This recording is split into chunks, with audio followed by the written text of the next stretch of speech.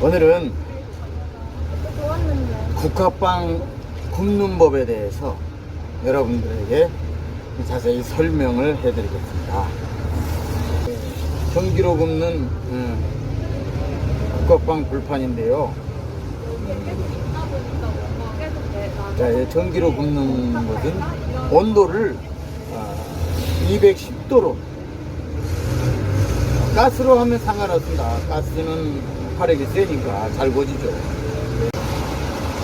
210도로 맞추세요. 온도를 여기 밑에 보면 온도가 있거든요. 210도로 맞추시고, 나중에 이제 빵이 다 구워지게 되면은 꺼버리면 안 됩니다. 온도를 다 꺼버리게 되면 식어버리니까 100도로 맞추면서 어느 정도 미지근하게 데핀 상태에서 장사를 하면 되는 것입니다. 자, 그러면은 210도로 맞출게요.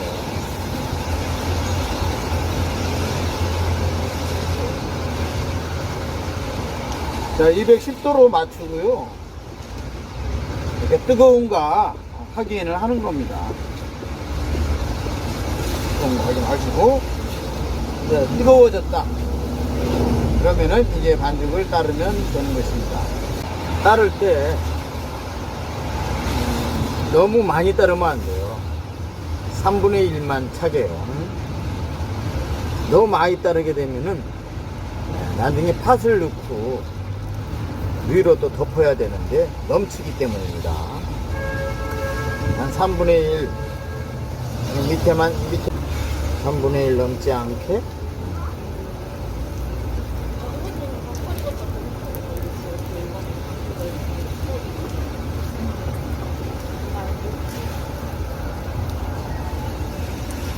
이렇게 딱 하는 거예요. 여기다 이제 앙꼬를 이제 팥이라든가 이렇게 저는 두 가지 슈크림을 집어넣습니다. 저는 꿀 호떡을 집어넣기도 합니다. 꿀 호떡에 들어가는 앙꼬 있죠. 그것도 집어넣어도 됩니다. 저는 오늘은 그냥 팥하고 슈크림만 집어넣겠습니다. 요런 기구는 영등포 시장 가면 다 있습니다. 이런 거 사세요. 납작한 거 있죠? 납작한 거 이런 거 사시고, 그 다음에 이런 것도 팔아요. 이런 것도 팔아요. 이렇게 된 거 그러니까 영등포 시장 가면 다 있습니다. 중앙시장 가도 있고요. 이런 것도 이제 구입을 하시고 홈쇼핑에서 팔아요. 전기 국화빵기에. 팥을 넣을 때 너무 많이 넣으면 덮을 때 넘치겠죠. 그러니까 적당히 넣는 겁니다.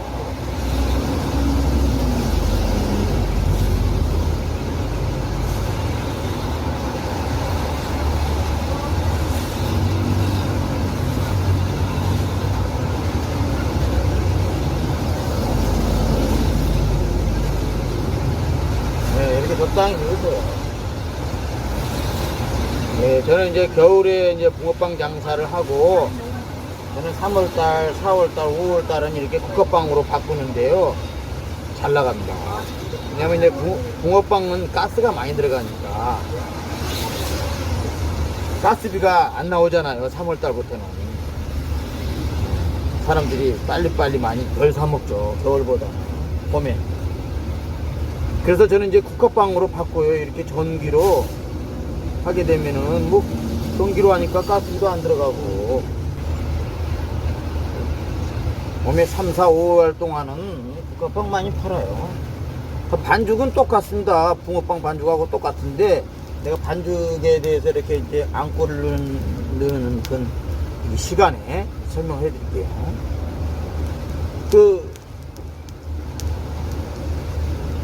붕어빵 반죽은 그냥 옥수수 전분을 한번 넣으면 돼요. 근데 이제 이 국화빵 반죽도 이제 겨울에는 그랬죠. 겨울에는 감자 전분을 넣고 옥수수 가루를 넣으세요.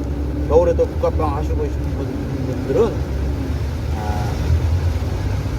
감자 전분을 두 개를 넣으면 안 되죠. 왜냐면은 옥수수 전분하고 감자 전분 이제 나는 이제 두 개 넣으라고 동영상에는 나왔는데, 원래는 이제 이 전분이라는 성질이 녹말 가루잖아요.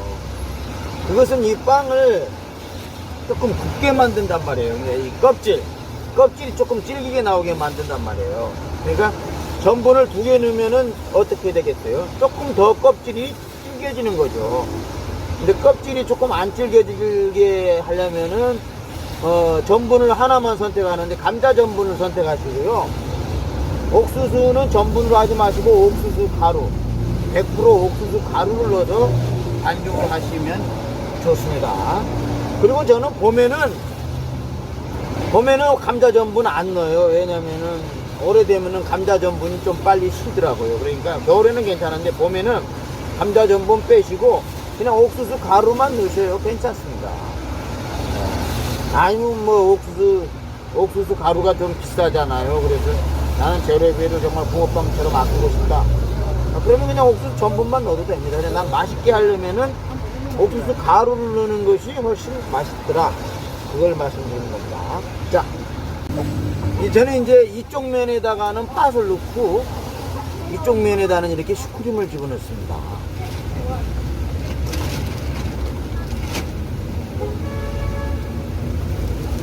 이쪽 면에다는 슈크림을 집어넣습니다. 자, 뭐 서둘지 마시고 천천히 제가 알려드릴게요.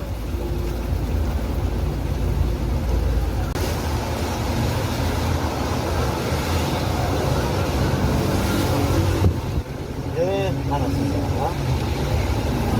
하시고, 자, 이걸 덮을 때 고봉으로 되지 않게 조심하세요.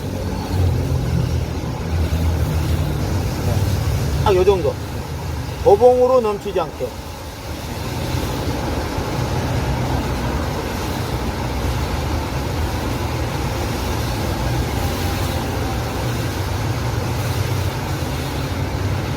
딱 이 정도 고봉으로 넘치지 않게요. 그리고 이거 불판에다가 불판에 이제 좀 안 달라붙어야 되니까 제가 붕어빵 반죽보다 식용유를 조금 더 넣으라고 그랬어요. 50g이라도 좀 더 넣으라고. 100g 더 넣으면 좋고요. 얘는 이제 불판에 좀 덜 달라붙게. 왜냐면 이것을 이제 기계로 돌리는 것이 아니라 국화빵은 손으로 솎아내야 되거든요. 그러니까 손으로 솎아낼 때 잘 떨어져야 될 거 아니에요. 그러니까 식용유를 조금 더 넣어주는 거예요. 붕어빵 반죽보다. 이제 이걸 언제 뒤집느냐면요. 이게 이제 어느 정도 익으면은요. 밑이 조금 딱딱해져요. 예. 요 국화빵 밑에 불판과 맞닥뜨리는 부분이 딱딱해진다고요. 조금 딱딱해지고 여기가 부글부글해요. 예. 여기서 부글부글 하게 되면은 예. 밑에가 많이 딱딱해졌다라는 뜻이에요. 빵이 부글부글 해지고 이제 약간 부풀어 오르는 듯한 느낌이 오는 거죠. 그때 뒤집어 주는 겁니다. 여기가 이제 벗금이 생기죠. 벗금이 생기면서 옆이 약간 굳으면서 예, 이제 익어가고 있습니다. 밑에가 이렇게 익어가면 조금 딱딱하게 붙어요. 그러면 이때 이걸 꼬챙이로 찍어가지고 또 밑둥아리까지 찍어야 돼. 밑둥아리까지 찍어가지고 살짝 삐뚤어요. 그래가지고 이거 올리시면 되는데 이게 좀 내가 너무 밑으로 안 갔어요. 자, 보세요. 자, 이게 내가 제일 처음에 넘치지 않게 하라고 했는데 좀 넘쳤기 때문에 이렇게 이 두 개가 달라붙었습니다. 자, 제일 밑에까지 넣어가지고 싹 이렇게 자, 보세요. 제일 밑에 여기를 찔러요. 이렇게 살짝 찔러요. 가지고 삐뚤어요. 위로 올려요. 그러면 딱 나온단 말이에요. 그러면은 또 이렇게 뒤집으면 되는 거예요. 뒤집으면 되는 건데 예, 자, 뒤집어대요. 또 이게 꾹 찔러요. 꾹 찔러가지고 밑에다가 살짝 찔러요. 그러니까 꾹 들어요. 그러면 이렇게 돌아간단 말이에요. 그러면 딱 이렇게 돌리면 되는 거예요. 돌리시고. 급할 거 없어요. 천천히 하세요. 밑에까지 가야 돼요. 밑에까지 꾹 눌러가지고 살짝 삐틀면서 이렇게 뒤집는 거예요. 그래가지고 이렇게 뒤집어요. 아시죠? 꾹 찔러. 그래가지고 살짝 삐틀어요. 삐뜨면 이렇게 요거 박히면서 이렇게 뒤집어진다고요. 딱 눌러주세요. 이렇게. 자, 보세요. 꾹 찔르면서 살짝 안쪽으로 삐뚤어요. 그러면 이렇게 삐뚤어진다고요. 예. 그럼 그대로 딱 이렇게 누르세요. 자, 이제 한번 빼볼까요? 근데 뺄 때 제일 먼저 뒤집은 것들 있죠. 그걸 생각해 봐가지고 딱 이렇게 빼면 됩니다. 자, 이 뒷부분입니다. 이게 다 익은 거예요. 자, 요런 부분은 탄 부분이 아니에요. 팥이에요, 팥. 팥 부분이니까 괜찮습니다. 자, 이렇게 딱 4개를 진열해 놓으세요. 3개, 이렇게 4개를 진열해 놓으세요. 그리고 이제 한 가지, 이제 이 설명을 해드리고 마치게요. 이제 이 국화빵 기계가 조금 낡아 보이죠? 그 낡아 보이는 것은 이런 데가 이제 자꾸 뒤집다 보니까 이제 코팅이 벗겨져서 그래요. 제가 이제 요것을 지금 한 2년을 썼는데, 2년 정도 쓰면은 이렇게 코팅한 것이 벗겨지게 돼요. 요 밑에라든가.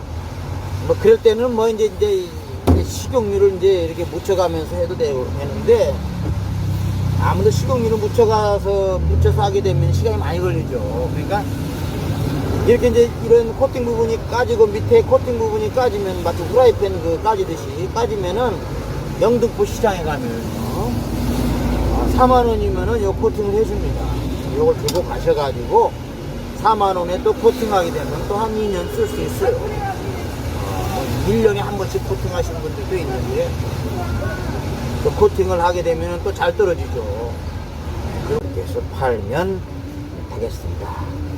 자, 오늘 동영상 제가 오랜만에 찍었는데요.